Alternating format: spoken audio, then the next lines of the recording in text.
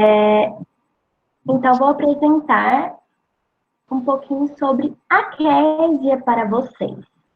A Késia, ela é psicóloga clínica, ela é mestranda no Programa de Psicologia Clínica e Cultura da UNB, ela possui cursos na área de saúde mental, adulto e infanto-juvenil, ela tem experiências em terapias corporais, psicodrama, gestalt terapia, violências interpessoais, violências de gênero, psicopatologias, avaliação psicológica e marketing digital.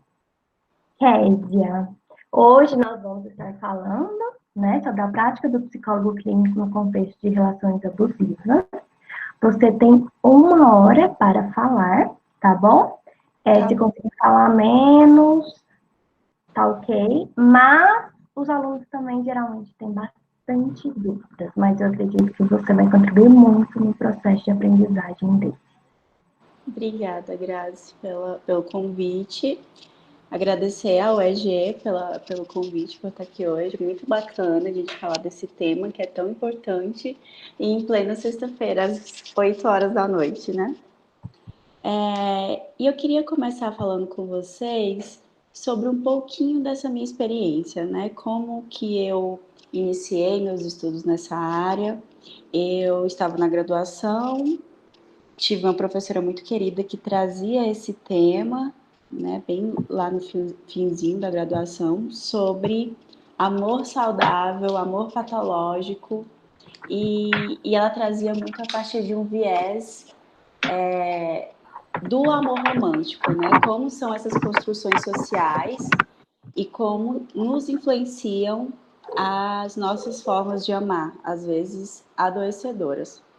E aí eu saí um pouquinho desse campo, né, de olhar apenas por esse viés do amor romântico e também impactada com esse monte de notícias que a gente vê constantemente na televisão sobre a violência das mulheres, sobre como as mulheres se expõem, né, muitas vezes a relacionamentos abusivos. Eu fiquei interessada em estudar outras variáveis, né, outros vieses para tentar abordar essa dinâmica de relacionamentos abusivos. E eu acho interessante, para a gente começar, a gente vai falar muito de relação abusiva, mas eu queria também falar sobre uma relação saudável. O que seria uma relação saudável? Uma relação saudável é aquela relação em que os companheiros, né, tanto os parceiros, são abertos ao diálogo, são pessoas que estão interessadas no outro, são pessoas que buscam nas suas relações compartilhar a vida com o outro, com o seu companheiro, com a sua companheira, enfim, com quem que seja a pessoa que está ali partilhando a vida com aquela pessoa. Mas também na relação saudável existem conflitos, porque são dois seres humanos. Né? Essa ideia que às vezes a gente tem que uma relação saudável é uma relação perfeita, em que os dois vão estar sempre na fase da lua de mel, na fase do apaixonamento, isso é uma idealização. E isso acaba nos prejudicando porque a gente corre atrás dessa idealização e quando vai vivenciar o relacionamento, vê que, como qualquer outra pessoa, também tem conflito. Né? São dois humanos se relacionando e onde há humanos, há também conflito, como também há encontros bons, há relações prazerosas. E quando a gente está falando de relações abusivas, a gente está falando de quê?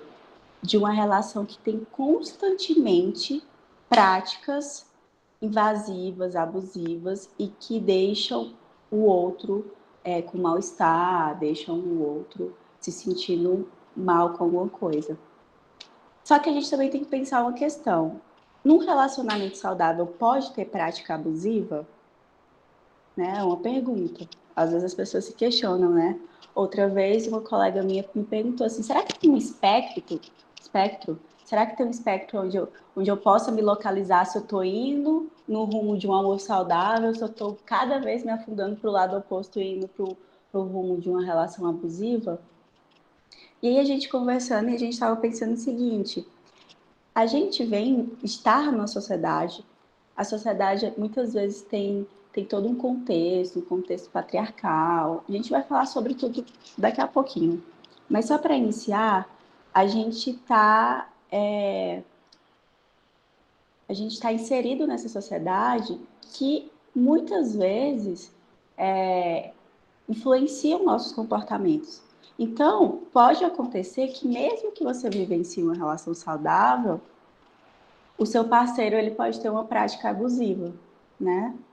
Porque ele está inserido, ele pode ser influenciado, ele pode ser condicionado, e aí ter ali uma prática abusiva, mas assim, isso faz dele um abusador, né? Uma pessoa violenta, tem que analisar o que foi essa prática abusiva, né? A gente tem que analisar sempre o contexto. Não é uma coisa fácil de delimitar. Mas o que eu quero falar com isso é que as pessoas elas estão suscetíveis a cometer erros, cometer práticas abusivas. E a gente, quando está no relacionamento e quando isso acontece, a gente tem que pensar o seguinte: o quanto que isso me fere, né? O porquê a pessoa que cometeu isso está aberta ao diálogo, ela está aberta a olhar para essa prática abusiva, a reconhecer essa prática abusiva e mudar o comportamento dela. Lógico, gente, falando de práticas abusivas sem colocar aqui o que seria, isso tem que ser analisado de perto.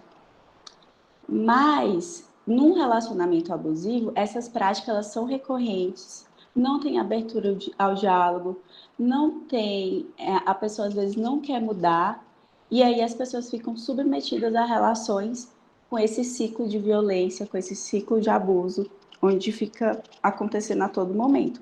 Isso é um relacionamento abusivo clássico, né? É aquele relacionamento que o tempo todo tá ocorrendo alguma prática de invasão à pessoa, alguma prática que deixa aquela pessoa com mal-estar, né?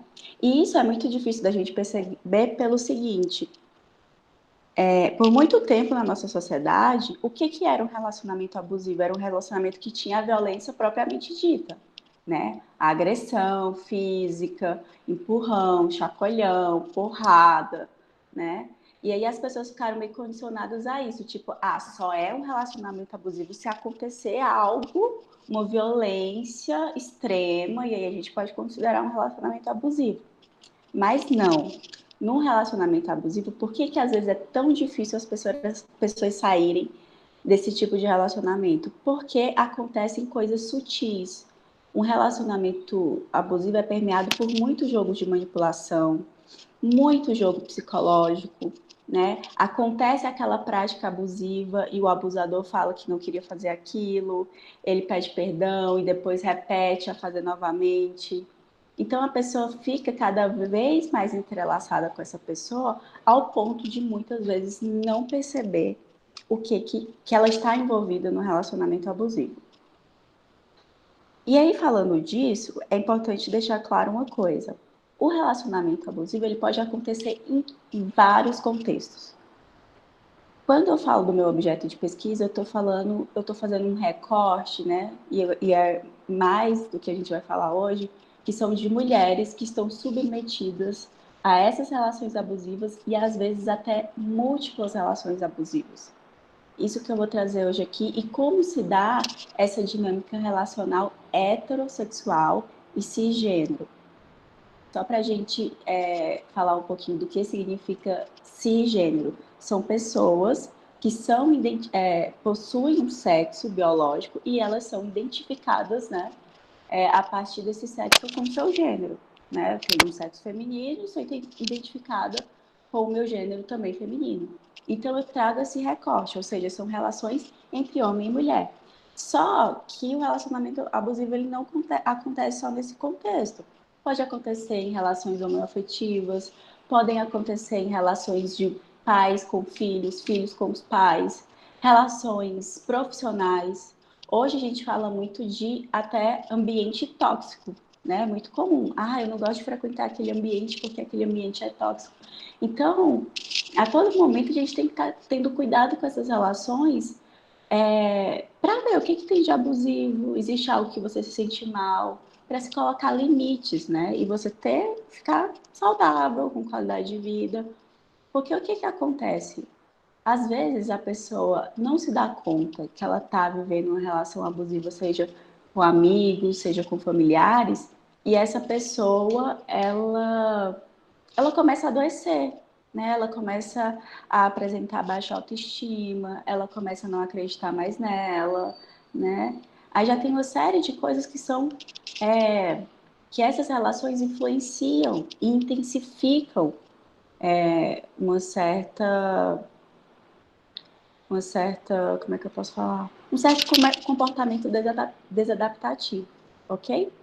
Então, só recapitulando, o que a gente vai falar aqui é um pouco dessa minha experiência, desse meu objeto de pesquisa, que são mulheres que estão submetidas a relações abusivas e que muitas vezes não conseguem sair. A gente vai falar aqui um pouquinho o que as pesquisas têm falado, por quê, o que está envolvido, o que está associado. Mas, a partir disso, dá para vocês também pensarem em outras situações, né? Em outras dinâmicas, né? Porque, às vezes, tem coisas muito em comum. E também para falar um pouquinho dessa, né, dessa pandemia que a gente está vivendo, e algo que está muito relacionado, é que com o Covid-19 tem se percebido uma intensificação, né, da violência contra a mulher.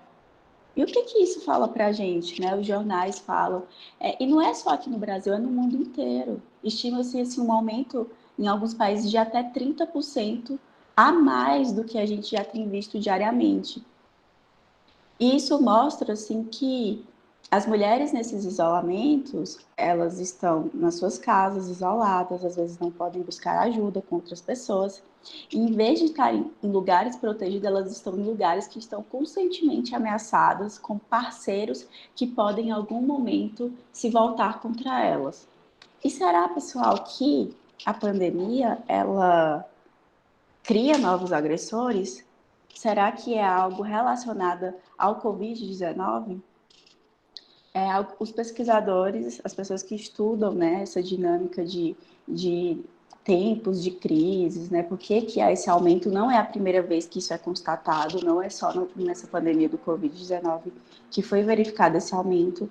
Às vezes, em qualquer outro momento de crise, né, de momentos crise, assim, de refugiados, outros tipos de pandemia, tem se verificado esse aumento da violência contra a mulher. E uma das respostas para esse tipo de dado, né, que a gente está observando é que nesses conflitos familiares que acontecem por conta da pandemia, acontece uma série de desequilíbrios. Por exemplo, as pessoas começam a pensar mais sobre como vão ter renda para garantir o sustento da sua família, questões de tarefa doméstica, divisão de tarefa com os filhos. E tá ali o casal em casa, o parceiro, né, que muitas vezes, por conta dessa sociedade patriarcal, tem a ideia de provedor, né, dentro de casa, macho alfa, eu que ponho a comida dentro de casa, e de repente ele perde esse papel de dominação, né? E para continuar fazendo essa manutenção em que a sociedade fala que o homem é o provedor, que o homem é que está numa posição acima da mulher, né? Essa questão da desigualdade do gênero, o homem procura fazer essa manutenção e muitas vezes uma forma de se colocar como dominador é sendo dominador e abusador entre uma relação com uma mulher, onde ele verifica que, né, tem aquela questão do sexo mais frágil, tem aquela questão de que a mulher é inferior, e isso acaba se mostrando, né, nessas cenas que a gente tem visto no dia a dia, né? Muito está acontecendo bastante, assim. Os órgãos, né, protetivos têm verificado que essas denúncias têm aumentado. Então, a violência contra a mulher também é uma pandemia, né? E não é uma pandemia pontual, é uma pandemia crônica que vem aí desde muito tempo, que a gente precisa olhar para isso e buscar estratégias para que esse tipo de comportamento na sociedade possa ser eliminado, né? Para que as pessoas, para que as mulheres sobrevivam e para que todos tenham mais relacionamentos saudáveis, né? Mais qualidade de vida e não seja tão difícil lidar com isso no dia a dia. Um outro ponto que eu gostaria de falar, assim, na introdução, é sobre algo que que eu tenho visto muito nas redes sociais. Hoje a gente tem visto que esse tema, ele está em diversos movimentos, movimento LGBT, movimento feminista, o movimento negro, todos os movimentos, eles estão bem articulados para poder levantar essa bandeira da causa, né, do enfrentamento da violência contra a mulher e do enfrentamento dessas relações abusivas que a gente tem visto cotidianamente. Só que também existe uma certa romantização ao fim do relacionamento abusivo. Como assim, Kézia? Existe uma questão como se fosse fácil sair do relacionamento abusivo, às vezes. Eu vejo dessa forma. As pessoas têm falado, mas por que você tem suportado isso? Por que você tem aguentado esse tipo de relação? Depois que você sair desse relacionamento, a sua vida vai se transformar, você vai ser outra mulher, né? Você vai ser outra pessoa. Depois que você sair dessa relação, outras coisas, olha para você, né? Tem se visto muito esses discursos. E sim, né? Quando a gente pensa realmente, ninguém entra no relacionamento para se frustrar, para ter uma relação ruim, para ter uma relação desagradável com o outro. Mas existe também um pós-relacionamento abusivo que eu acho que ele não precisa ser romantizado. É um momento de luto. Quando a pessoa sai de um relacionamento abusiva, ela tem que sustentar muita coisa, né? Porque às vezes tem uma relação de dependência, então vem essa questão do luto muito forte, essa questão de perder uma pessoa que estava ali, né, como companheiro, né, vista por ela como companheiro. Tem toda uma dinâmica dessa relação que quando se perde, a mulher enfrenta, né, uma série de sentimentos e emoções que são muito difíceis de lidar. E por isso que é necessário ter esse apoio psicológico para que essa mulher ela não retorne ao relacionamento abusivo, porque não é uma coisa fácil, né? Então eu vejo também, muitas vezes, como uma falácia, assim, às vezes até colocar como se fosse algo, depois que você sair, sua vida vai melhorar e você vai ser uma nova mulher e você vai conseguir conquistar suas coisas. Não, existe um momento aí de crise, um momento de fragilidade dessa mulher em que ela precisa muito de suporte, né? E, os amigos, o suporte social, ele é muito importante nesse momento, porque eles dão força, né? Eles ajudam essas pessoas que passam por esse tipo de relações a, a enfrentar esses momentos. Mas nem sempre é assim. Às vezes as pessoas não têm suporte social, às vezes as pessoas não têm com quem contar, às vezes as pessoas têm vergonha de falar. Então, são várias questões que é necessário ser pensada na clínica, né, para que a gente faça um trabalho articulado com várias coisas, suporte emocional, contexto social dessa pessoa, contexto, as crenças, né, sobre amor, sobre como essa pessoa se vê como mulher, a personalidade, quem essa pessoa é. Então, essas coisas têm que estar atreladas e a gente tem que pensar numa estratégia em que englobe muitas coisas, para que a gente não use apenas um viés. E tem um exemplo muito legal que eu gosto sobre essa questão da violência contra a mulher, que é o seguinte: às vezes há um lençol, vamos imaginar assim, que tem um lençol, um tecido, um pano, e às vezes a gente puxa esse pano para tentar cobrir essas coisas, mas o lençol é curto, e aí ele só consegue, por exemplo, se ele cobre a cabeça, fica faltando os pés. Então, assim, o Estado é falho e omisso em muitas questões, né, de suporte para essas mulheres. Hoje a gente já conseguiu muitos instrumentos, muitos dispositivos para lidar com isso, é verdade, mas ainda tem uma série de coisas que precisa melhorar, tem uma série de suporte que essas pessoas precisam receber. Então, antes da gente falar dessas variáveis, eu gostaria de fazer essa introdução, né, sobre essas questões, né, que é um relacionamento saudável, o que é um relacionamento abusivo. Relacionamento saudável não significa ausência de conflitos, né, vai ter sim, mas o que faz ser saudável é a capacidade dos dois negociarem, o diálogo, né, e lidar com essa relação, tá bom? E aí, vou fazer o recorte novamente, o que eu vou trazer hoje aqui é muito mais essa minha experiência do meu projeto, né, da minha dissertação que está em processo, que é essa questão das mulheres que estão submetidas a relações abusivas. Então, vamos lá para a próxima questão. Eu trouxe uma pergunta norteadora para a gente ir pensando e refletindo sobre isso que a gente está falando, né? E sobre quando a gente chegar lá no final da apresentação, se vocês vão ter uma resposta para isso, se vocês vão achar que é algo mais complexo, se é simples. Então, vamos levar essa pergunta norteadora. O que fazem as mulheres permanecerem em um relacionamento abusivo? Né? O que faz? É uma pergunta muito difícil, né? Às vezes a gente pensa que é fácil, a gente coloca um monte de hipótese, às vezes traz questões sobre, às vezes é dependência financeira, dependência emocional, autoestima baixa, às vezes essa pessoa não se reconhece, né? O seu potencial. Então a gente vai colocando um monte de coisinhas, né? Um monte de respostas. Mas vamos andar um pouquinho e ver como a gente pode responder isso lá na frente a partir do que eu vou trazer para vocês refletirem um pouco mais. Quando a gente fala de relações abusivas, a gente também está falando de um ciclo de violência. Como eu disse para vocês anteriormente, há uma repetição, né, sobre essas práticas abusivas. Não há uma interrupção. É aquela coisa recorrente o tempo inteiro. E no ciclo da violência, deixa eu passar que eu coloquei uma imagem aqui para vocês entenderem melhor. O que acontece? Acontece 3 fases, né? Como é que essas práticas abusivas acontecem? Elas acontecem da seguinte forma: são 3 fases. Primeiro existe um aumento de tensão. E aí o que é esse aumento de tensão? Vai de casal para casal, de contexto para contexto. Geralmente o abusador dessa pessoa, ele se irrita com pequenas coisas, ele tensiona o ambiente, ele coloca situações para serem discutidas desnecessariamente, né? Existe uma questão de controle, qualquer coisa é motivo para discussão. E aí o que acontece? Né? Começa-se a ir para uma fase de um ataque violento.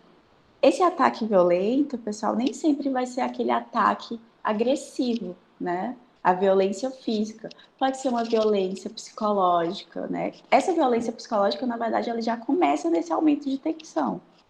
E aí vai se perpetuando, vai se sofisticando aí dentro desse ciclo.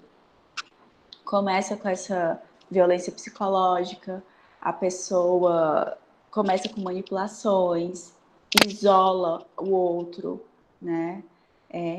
Fala coisas desagradáveis, fala coisas que ferem a autoimagem do outro. Então, tudo isso vai se tornando, vai fazendo parte desse ataque violento. Depois desse ataque violento, acontece o que a gente chama de lua de mel, que é o que a pessoa diz que se arrepende, diz que vai mudar, pede desculpa, aí entra no processo de manipulação falando que o outro que provocou, né? Existe muito essa questão, assim, de quando as mulheres chegam na clínica de falar, mas às vezes eu que provoco. Não, eu sei, semana passada eu falei que ele falou isso comigo, realmente foi uma violência psicológica, mas olha só olha o quanto eu provoco, olha o que eu fiz, né? Então tem toda uma artimanha do abusador de colocar a vítima no lugar de culpar essa pessoa, de fazer ela se sentir culpada por ter provocado esses tipos de ataques, certo? E aí passa essa fase de lua de mel, legal, resolveram, né? Estão maravilhosos, e de repente volta para o aumento de tensão novamente. E isso é um ciclo que fica se repetindo durante todo o relacionamento. Deixa eu ficar olhando aqui a hora, que senão eu vou falando demais e aí eu vou me perdendo. E aí é interessante que a gente pense o seguinte: nesses ciclos, cada vez mais o espaço de tempo vai encurtando, né? O que era tipo assim, acontecia esse ciclo de violência a cada um mês, de repente está acontecendo a cada semana, né? Essas pessoas às vezes chegam na clínica toda semana contando de algo, né? sobre esse ciclo, desse aumento de tensão, ataque, lua de mel, né? Então fica cada vez mais repetitivo e às vezes a pessoa até entende, não, faz parte, meu relacionamento é assim. Fazer o quê, né? A pessoa às vezes até já entra num lugar de comodismo, de achar que faz parte, né? Então, assim, a pessoa fica mais distante de olhar para isso e verificar que tem alguma coisa errada. Ela vai naturalizando esses ciclos de violência. E aí, voltando, né, para essa questão, né, para esse slide, e a gente precisa entender, né, porque tem um abusador, mas também tem alguém no papel de abusado, né? Tem a contrapartida, tem o papel e tem o contrapapel. E o que como é que eu posso falar? O que faz a manutenção dessa dinâmica? De um continuar no papel abusador, outro no papel de abusado? Será que esses papéis em algum momento se invertem, né? Então é isso que a gente tem que ir olhando, né? Quando essas pessoas procuram a clínica para resolver esses conflitos, a gente tem que perceber como, é muito importante a gente entender como é que é a dinâmica desse casal. É sempre rígido o papel abusado e abusador? Eles se invertem? Como é que é, né? Porque aí a gente sai daquela coisa de tipo, só há um culpado, né? Tem que ver o porquê que existe essa questão de se submeter a essas relações. E um cuidado importante para a gente tomar na clínica, para ela não se tornar aversiva, né? A gente que vem falando sobre relacionamentos abusivos vê que, de repente, surgem vários tipos de discursos, né? Por exemplo, discurso de que mulher gosta de apanhar, discurso de que mulher gosta de sofrer, né? Algumas músicas a gente vê nesse sentido, né? Músicas que estão aí circulando, que colocam essas coisas assim, tipo, né? As pessoas vão buscando sofrência, né? Vão acabando perpetuando esses papéis na sociedade de que é legal sofrer, né? Para amar a gente tem que sofrer. E na clínica a gente tem que ter cuidado com esses discursos para que não torne um lugar aversivo para a pessoa, né? Tem muito senso comum que fala coisas, por exemplo, numa relação de amizade, uma mulher conta para uma amiga que está tendo esses problemas de abusos e tal, e aí a pessoa fala, mas você tá aí porque você gosta de sofrer. Aí essa pessoa já evita falar, essa pessoa já se sente julgada e não busca ajuda, né? Ela evita falar, se sente envergonhada. Então a gente tem que desconstruir esses discursos que tornam, às vezes, a clínica aversiva, porque essa pessoa vai se sentir julgada, e fazer com que ela olhe para esses discursos de uma forma diferente e que não iniba ela de procurar ajuda, ok? Eu trouxe essa imagem para mim porque ela é bastante simbólica. Aconteceu no ano passado, né? Ficou circulando aí nas redes sociais uma mulher que ela quase foi vítima de feminicídio, levou 5 tiros, né, do seu companheiro na época. E o rapaz foi preso, foi pego em flagrante. E no dia do julgamento dele, a mulher comparece ao julgamento.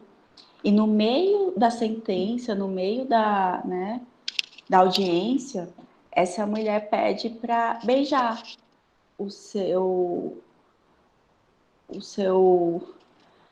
companheiro que tentou matá-la.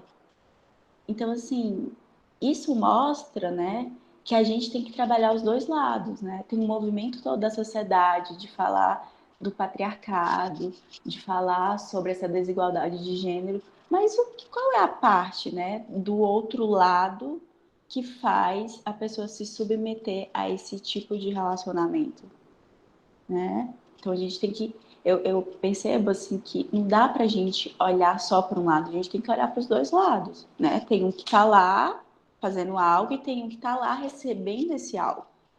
O que faz a manutenção? Acho que essa é a frase que vocês vão mais ouvir hoje. O que faz a manutenção desse relacionamento?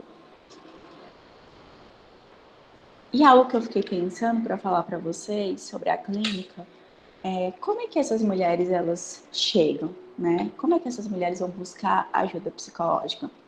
E eu estava percebendo, né, as pessoas que têm me procurado, como é que elas chegam, quais são os discursos, né, que eu tenho mais ouvidos. E eu consegui identificar 3, né, e que já dizem muita coisa para a gente iniciar esse percurso, né, de fazer essa mulher perceber essas questões e sair desse relacionamento. As primeiras pessoas chegam muito assim, elas identificam que elas estão num relacionamento abusivo, elas querem sair desse relacionamento, só que elas não sabem como, né? Elas chegam falando, eu tô realmente, está acontecendo isso, e traz todo o problema, e falam que querem sair, só que é muito difícil, né? E a gente vai ver o que tem nisso tudo, né? O segundo tipo assim, de pessoas que procuram, que eu identifico, são pessoas que identificam que estão em relacionamentos abusivos, mas que trazem um discurso assim: eu estou em relacionamento abusivo, eu sei que está acontecendo isso, mas eu vim te procurar porque eu quero que você me diga algo para que eu mude ele, para que ele se transforme em outra pessoa. Ela vem no sentido dela mediar, sabe? Ela quer que o psicólogo fale algo para ela conseguir mudar o outro, ou mudar a relação, né? E é muito interessante, porque a gente vai trabalhando e vai vendo, assim, vai desconstruindo essas questões e vai enxergando tanta coisa. E aí, na maioria dessas relações, né, quando vem uma querendo mudar o outro, aí eu consigo até pensar naquela coisa de inverter. Às vezes, nesses casos, inverte. Um é o abusador, o outro é abusado, inverte, troca, né? A mulher vira a abusadora e o outro vira o abusado, porque o ato por si só de querer mudar o outro já é um abuso, né? Mesmo que o outro tenha determinadas práticas negativas, ninguém quer. Mas existe uma questão assim de dominação, né? De, tipo assim, eu consigo mudar o outro. E será que a gente tem esse poder de mudar o outro, né? Que fantasia é essa, né? Às vezes, de eu posso mudar o outro, eu posso tornar esse relacionamento melhor, bastando eu querer e transformar. Então, assim, a gente vai identificando essas posições já no começo, né? Já nos primeiros momentos. E o outro tipo de relação é aquela mulher que chega na clínica e ela não sabe que ela está numa relação abusiva. A gente descobre só depois. Ela chega com autoestima baixa, ela chega com sintomas depressivos, ela chega com problemas no relacionamento, mas ela não fala muita coisa. E a gente vai entrando na situação e percebe que essa mulher também está numa situação de relacionamentos abusivos. E aí, uma outra questão que eu levanto com tudo isso até no meu projeto, além das mulheres que permanecem em relações abusivas, o que fazem as mulheres também se exporem múltiplas vezes a relações abusivas? Vocês já devem ter ouvido nas redes sociais a ideia do dedo podre, né? Tipo assim, fulano tem dedo podre, porque só arruma quem não presta, só arruma gente que não é legal. E aí tem toda uma questão de repetição, né? E eu queria pontuar essa questão da repetição, porque às vezes ela soa uma coisa pejorativa na clínica, né?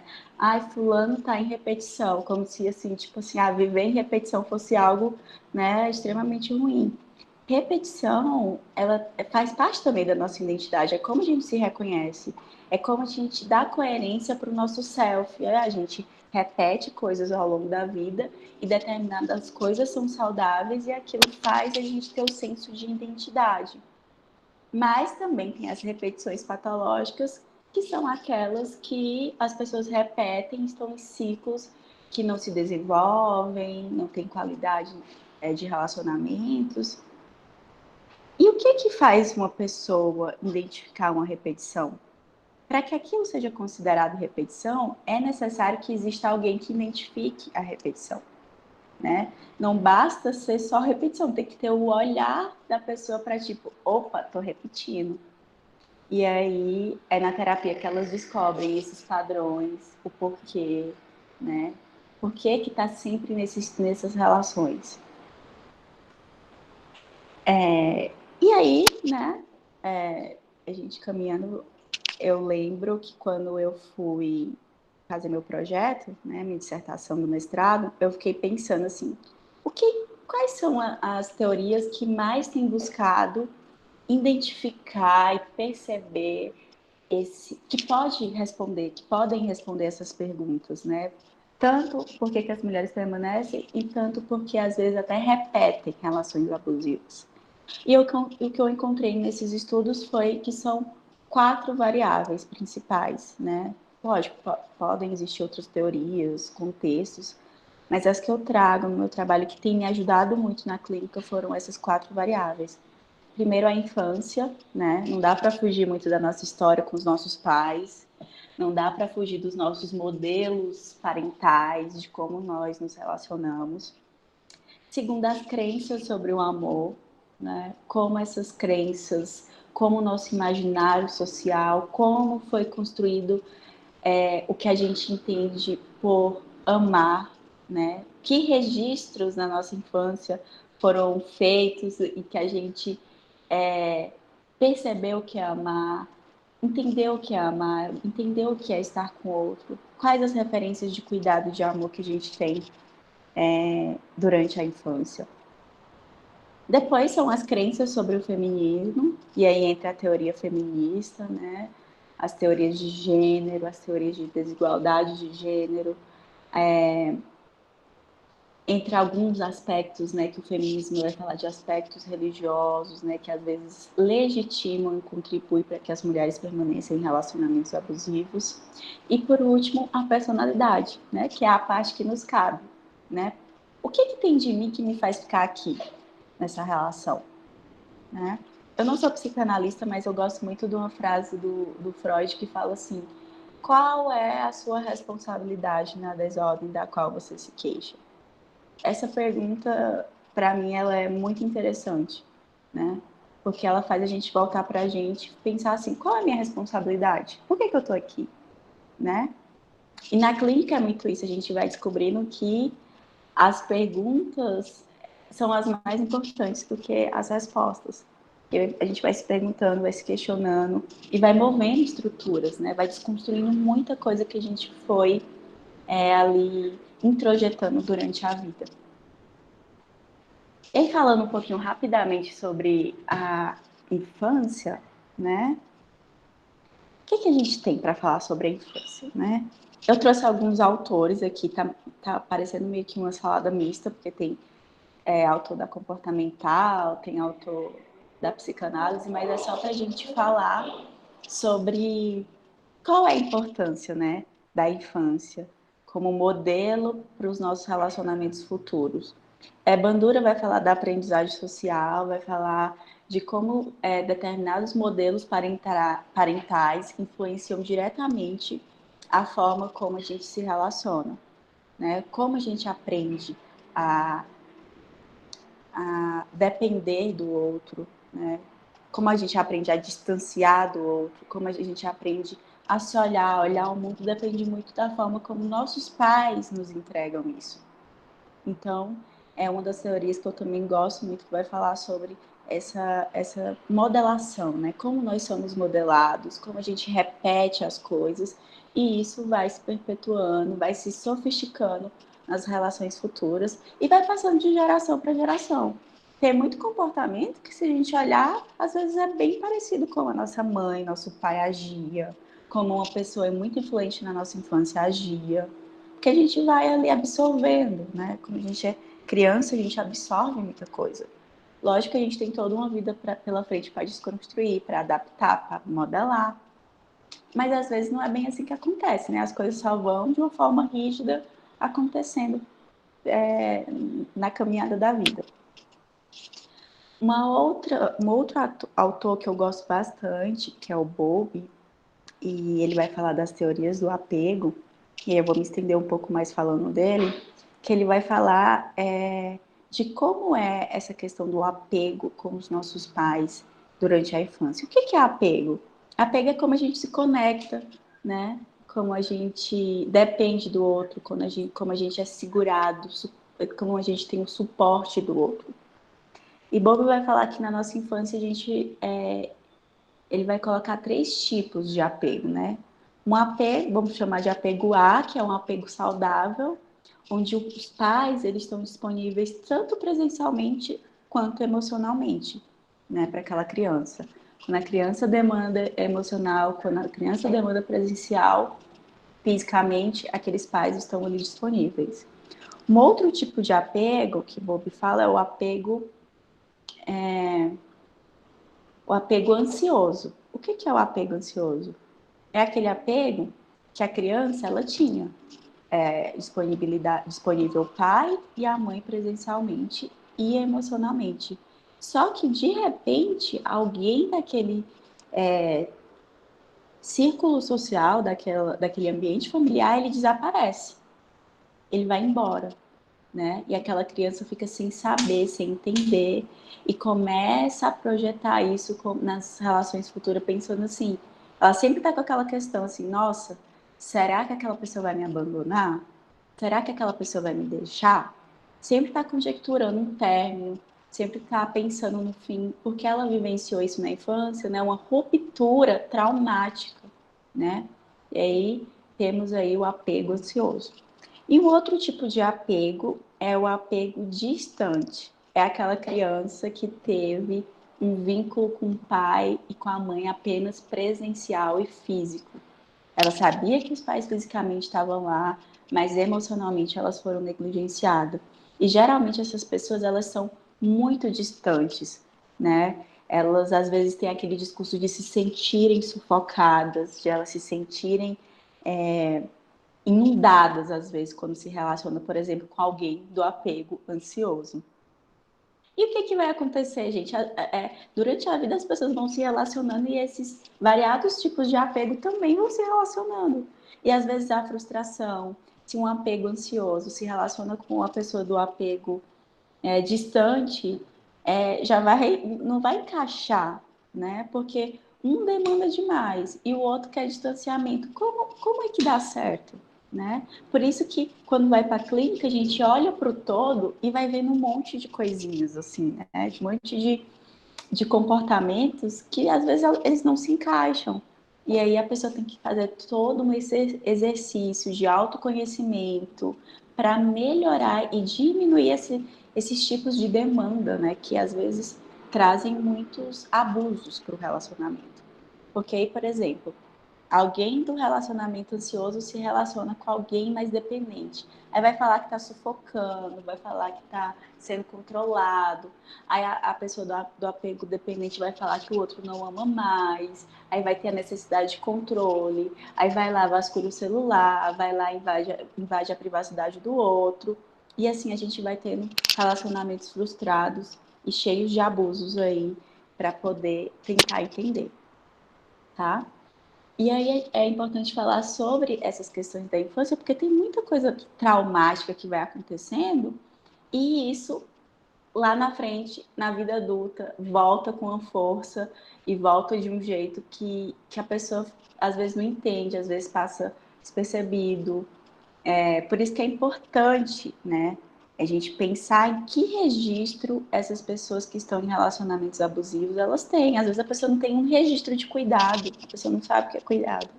Às vezes a pessoa não tem um registro de que é vínculo sem desconfiança, e aí está sempre nessa posição de controle.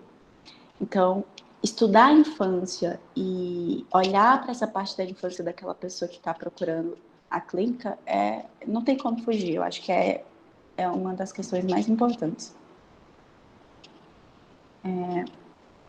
A outra questão são as crenças sobre o amor.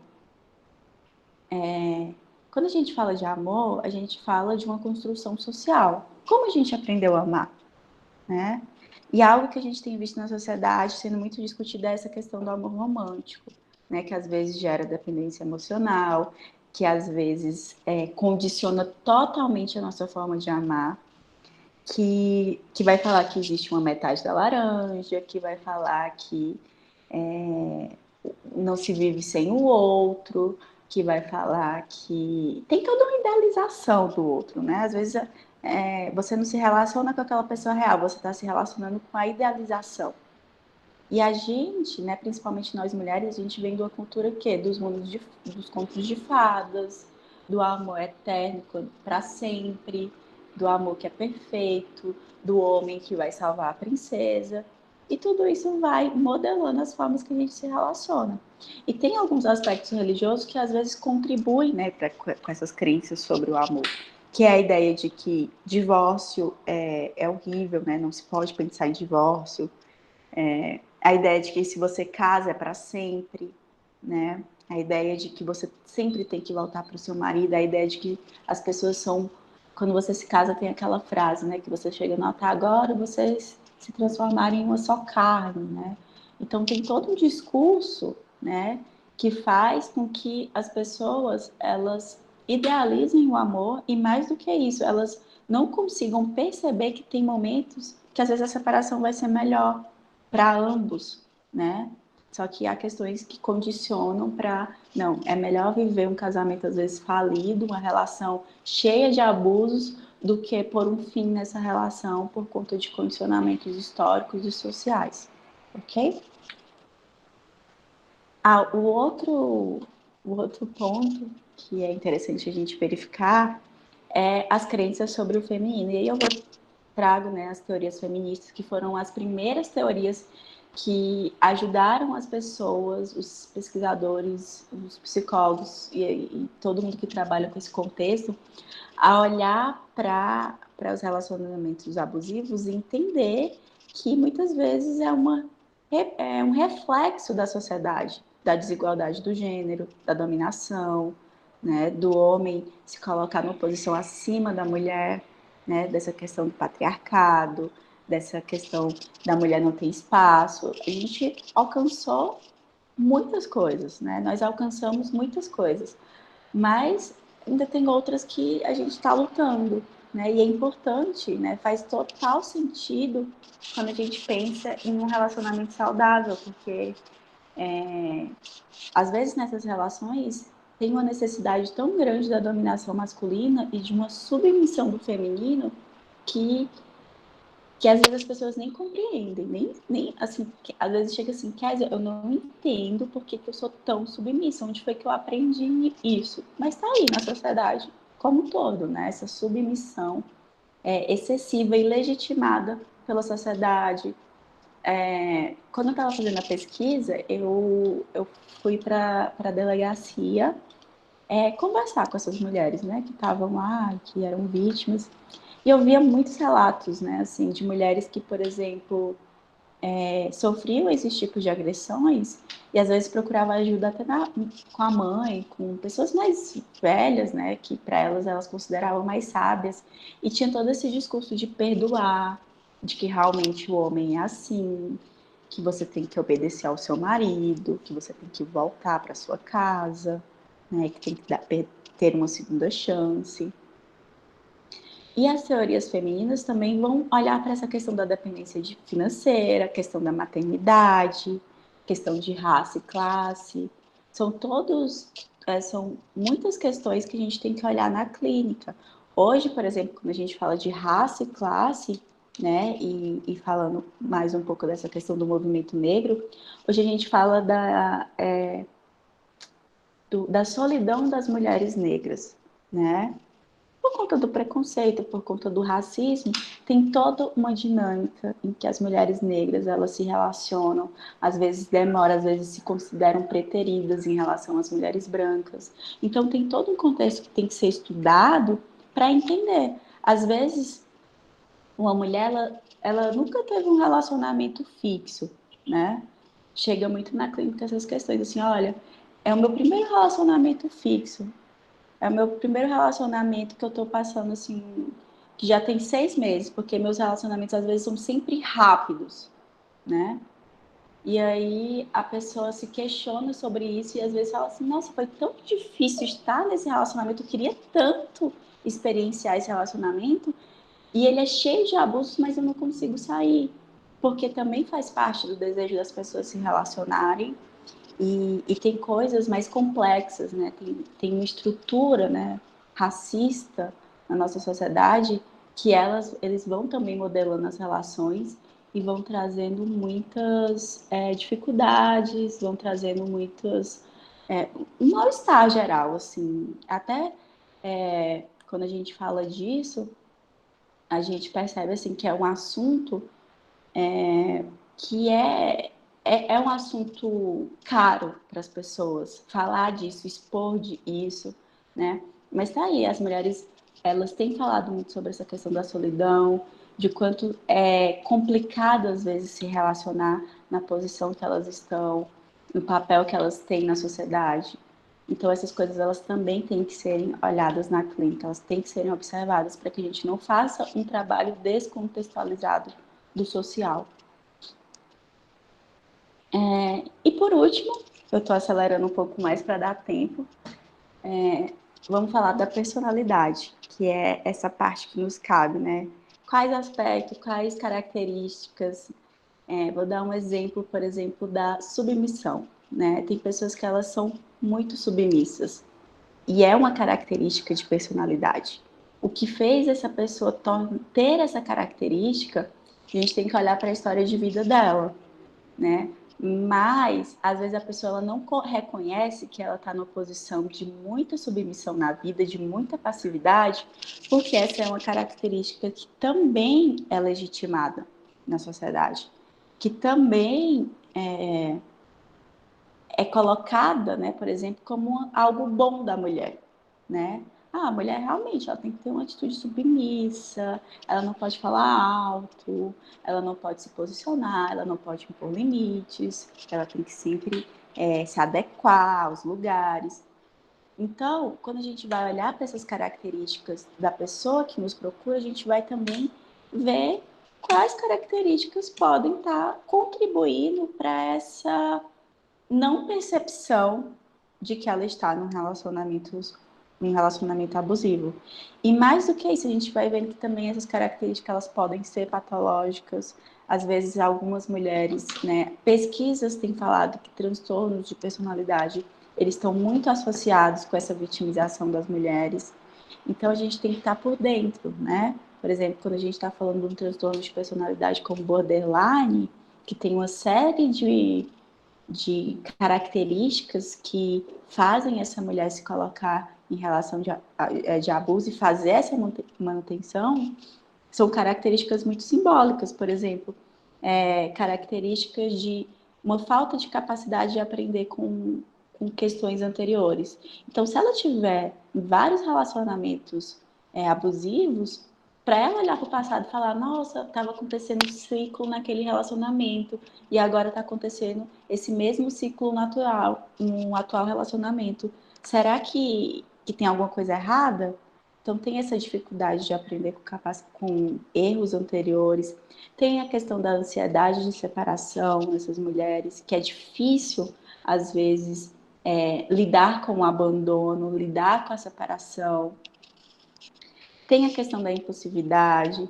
Então, quando a gente fala de personalidade, é investigar com essas pessoas características que às vezes se transtornam fatores de risco para ela nesse relacionamento.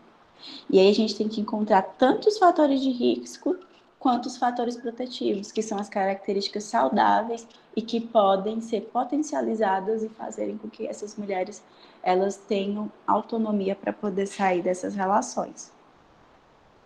E por último, né, para a gente terminar, eu queria falar um pouco do setting terapêutico também, né? Como é que se dá isso na clínica propriamente dita? Eu trabalho muito com Gestalt, é a abordagem que eu, né, é a forma que eu me aproximo para olhar para esses fenômenos. E o que eu gosto muito de trabalhar é com cenas, trazer essas cenas para o aqui e agora.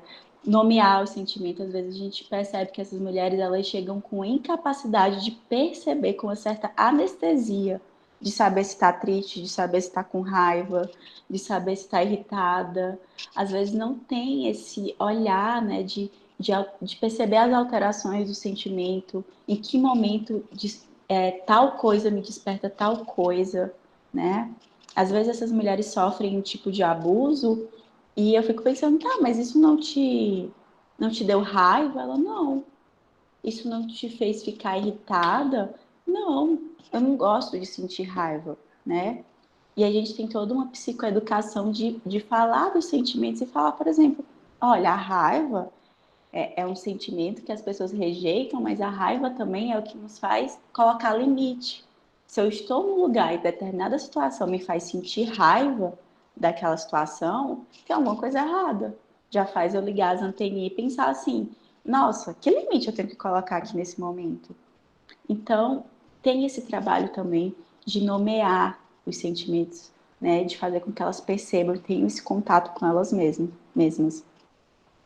Descrever o fenômeno é uma das coisas assim, muito importante. Ver o que elas estão falando e descrever, fazer espelho,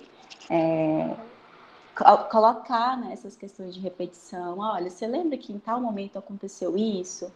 Né? Para que elas tenham a questão do dar-se conta, né? Perceber o que está acontecendo e, de alguma forma, olhar para isso, entrar em contato com isso, para que a partir disso possa ser tomado uma decisão, uma escolha. E uma outra muito importante que eu também tento trazer muito para a clínica é essa questão da autorresponsabilidade, né? E eu faço muito isso quando a gente está falando de personalidade, quando a gente está investigando essas características protetivas, essas características de risco, para que a pessoa saiba os recursos que ela tem e saiba aquilo também que às vezes acontece, que faz parte dela, que ela tem que saber lidar de uma forma mais saudável e funcional. É isso, pessoal. Acho que esse finalzinho eu falei tudo muito rápido para dar tempo, mas é muita informação. Isso aqui é apenas assim a forma que eu vejo. Tem muita coisa na internet, tem muitos livros, muitas teorias para que vocês procurem, busquem e se aperfeiçoem nesse trabalho, que é um trabalho que é muito bonito também. Ver a capacidade de muitas mulheres saírem dessas relações, reconstruírem as suas vidas, olhar, saber o que elas desejam, olhar para os seus sonhos é também muito gratificante. E é isso, eu agradeço, né? Queria saber se vocês têm alguma pergunta, alguma dúvida, algo que eu possa falar mais um pouquinho. Eu estou à disposição de vocês. Grazi? Oi, foi ótimo, Kézia, muito obrigada. O Fábio está perguntando aqui, já teve algum caso que a senhora teve que intervir juridicamente, denunciando ou não? Já, mas assim, não desse jeito assim que você está colocando juridicamente. Eu tive que entrar. Primeiro eu entrei em contato com o conselho, porque na época eu não sabia realmente assim como o que fazer. E aí eu tive toda uma orientação de conversar com a pessoa, de falar com os familiares, e aí os familiares que interviram, né, que foram com a pessoa na delegacia, que ajudaram ela nesse processo jurídico e conseguiu fazer alguma coisa. Mas eu entrar em contato, né, assim, de forma mais direta, não. Ok? Respondi. Fábio respondeu, perfeito, ele falou. Tem mais alguma pergunta, gente?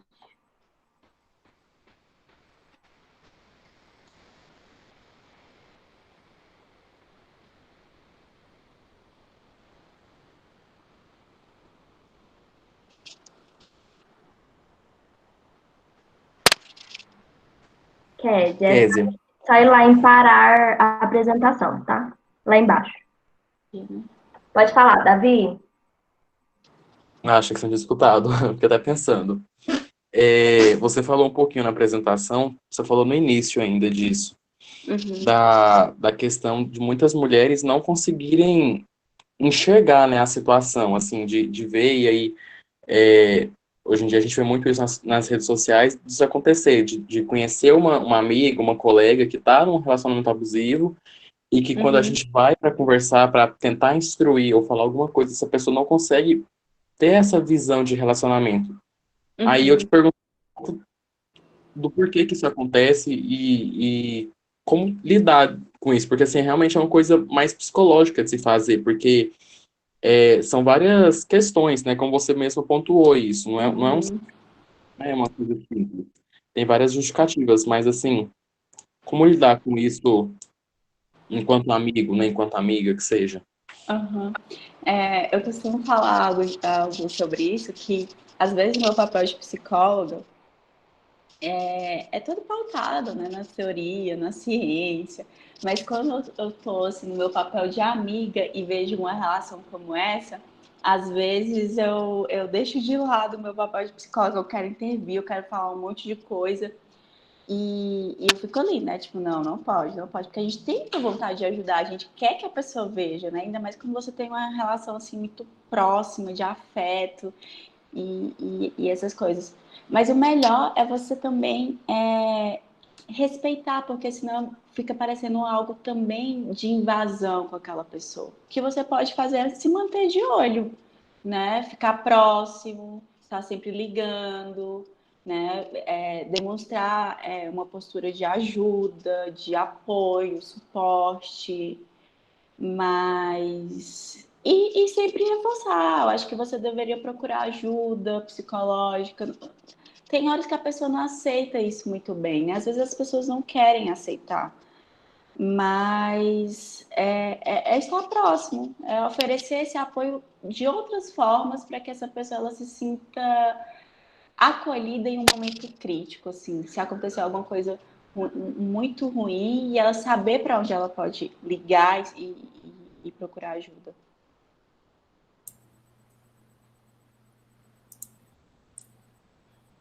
Ok? Lucila, Entendi. Obrigado. Oi. você trouxe os aspectos, né? Quando você fala da infância, da religiosidade, da personalidade, para traçar essa história, né? Digamos assim. Uhum. Mas você conseguiu desenhar ou pensar, não sei, um perfil dessa mulher, desse casal? Você conseguiu delinear alguma coisa nesse sentido? Que perfil tem esse casal, essa mulher nesse processo?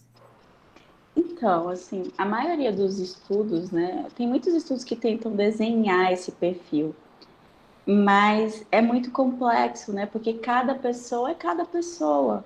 Assim, vai ter coisas em comum, né? Existem bastante características em comum, como uma certa agressividade, impulsividade. A gente tem percebido que nesses casais, assim, de violência constante, não é só o abusador que apresenta comportamentos agressivos. Geralmente, quem está sendo abusado também tem comportamentos agressivos, só que tem aquela questão de força, né? O homem fisicamente tem mais forças em alguns contextos, na maioria dos contextos, aliás. Então, a mulher vai ter mais. As estatísticas falam da mulher sofrer mais em relação a isso, apresentar mais danos em relação a isso.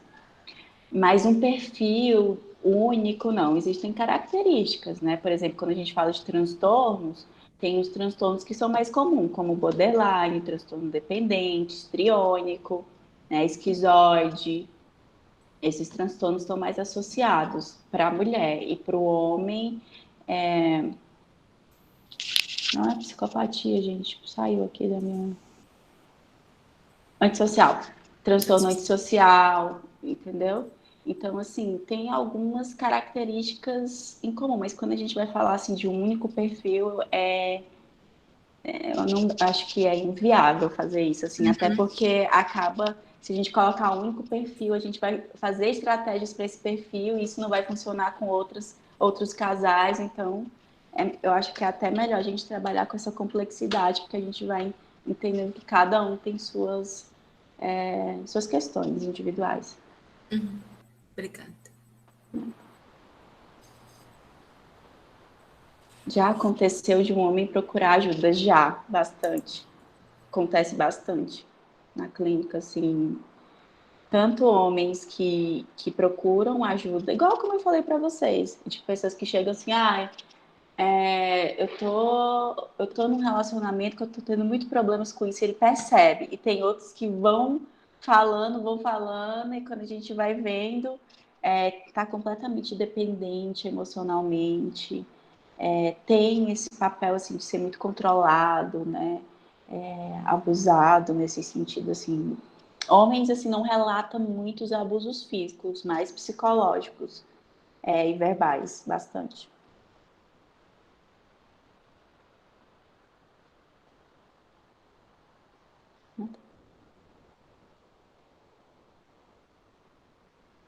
Mais alguém?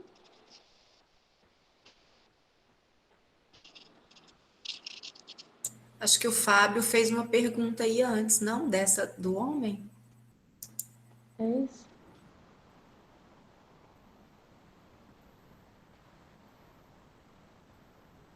Diante, para você, ele pergunta, diante dos estudos, você chegou a alguma conclusão do porquê as mulheres se submetem a esses relacionamentos abusivos? Se não, quais os principais fatores? Então, uma conclusão, por que as mulheres se submetem, assim, uma conclusão, não. O que eu verifiquei foi que são esses fatores que eu coloquei. Personalidade, infância, os modelos parentais, né? Tudo isso se articulam, né? Essas teorias, elas se articulam para a gente entender o porquê que a mulher, ela se submete. Porque não é uma coisa fácil de sair. Não é uma coisa, não é algo, como é que eu posso falar? Não é algo, a mulher chega na clínica, vai ser algo fácil tirar ela de lá. Não, a gente tem que ir fazendo trabalho. Tem mulheres que chegam, gente, elas nem percebem, elas chegam achando que tem uma certa autoestima elevada, né?